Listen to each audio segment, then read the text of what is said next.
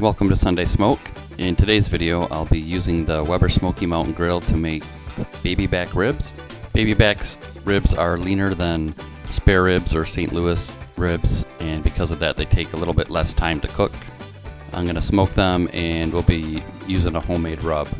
I'll also use just a small cup of store-bought sauce that I can dip with when I'm eating, but I'm not going to cook the ribs in it or baste it on them or anything like that.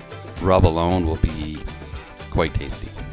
To complete the meal, I'll make some garlic mashed potato and some farm fresh asparagus, and also a small salad using some lettuce from my garden. Real quick, here's a list of ingredients if you'd like to pause it and take a screen capture.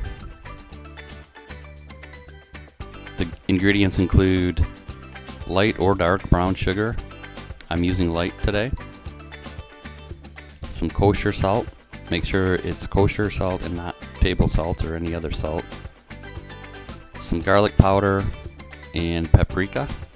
I'm going to use smoked paprika, but regular paprika works just as well. Also, some white pepper and some black pepper. For the ribs, you'll also want some apple cider or apple cider vinegar, some yellow mustard, and some aluminum foil to wrap it up in. Okay, let's go ahead and fire up the grill, starting with some charcoal in the starting chimney. Light a starter cube and place the chimney over it.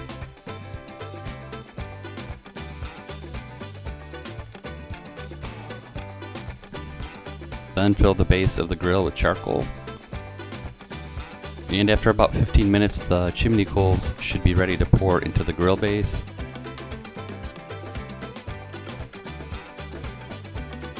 Close up the grill, including the lid, and let it heat to a consistent 225 degrees. While that's heating up, we'll make the rub, starting with a 1/4 cup of brown sugar in a medium-sized bowl. Add 2 tablespoons of kosher salt to that. Then add 2 tablespoons of paprika.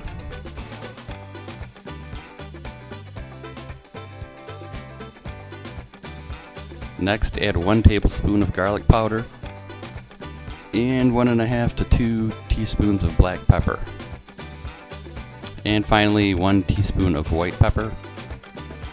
Now grab a fork or a whisk. I like to use a whisk, and combine everything together real good, stirring for about a minute. And that's it for our rub. Set that aside and grab the ribs. I'm cutting each slab in half so that they fit nicely on the smoker grates. And I'm making a total of 4 half slabs. Now we're ready to bathe the ribs in some yellow mustard. Go ahead and slather the ribs in their entirety with the yellow mustard.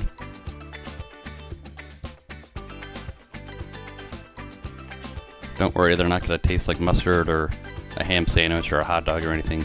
It just works well with the rub. Once you've covered all the sides of every slab, it's time to liberally apply the rub to the ribs. Use your hands, scoop some rub, massage it into the meat. Again, be sure to cover all sides.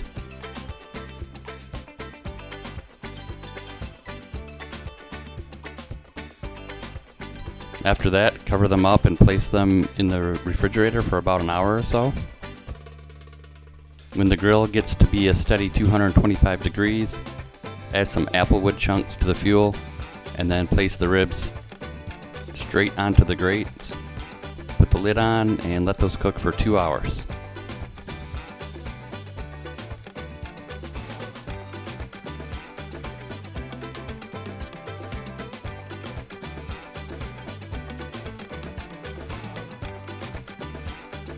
Okay, at the 2-hour point, take them off and wrap each slab in some aluminum foil and pour some apple cider or apple cider vinegar over them, keeping the liquid in the foil so they simmer in it. And then place them back on the grill to cook for another hour. I usually set a timer for this. And then after 1 hour, remove the slab from the foil and place them directly onto the grate, and we'll crisp them up. Now is a good time to make the sides while these are in their final stage of grilling. For the asparagus, fill a shallow pan, about a quarter full of water. Here I have some awesome farm fresh large spears. Wash those up and break off the tips. Only the tips are good to eat, the rest of it gets woody and tough. The trick here is to grab each spear and bend the bottom and tip towards each other, just very naturally and gently. And they should break pretty easily at the weak point, and that's exactly where you want to separate the bottom from the tips. Discard the bottoms and keep the tips, add those to your water.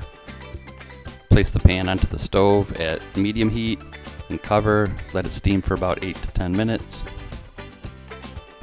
While that's going on, fill a separate pan about 3/4 full of water and put that on the burner, set that one to high heat. We're going to boil it. Wash and peel the potatoes and then cut them in half long ways and into fourths so that we have about 8 pieces per potato. Add the potatoes to the water and boil for about 10 minutes, 10 to 12 minutes, or until they're soft. Let's go back to our asparagus. This should be ready. We'll remove that from the heat and drain the water.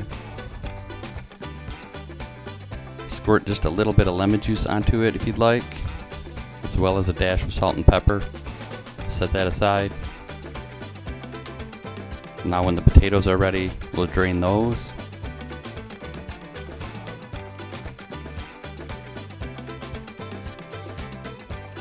Place the cooked potatoes into a medium to large bowl. Add a tablespoon of butter, a tablespoon of chopped garlic, 2 tablespoons of sour cream,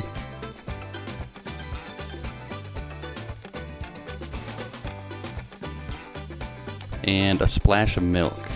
I'm using almond milk, but you can use whatever milk you normally drink. And then using an electric mixer, mix everything together. Add more milk or sour cream until it becomes nice and smooth. A nice creamy texture is what we're looking for.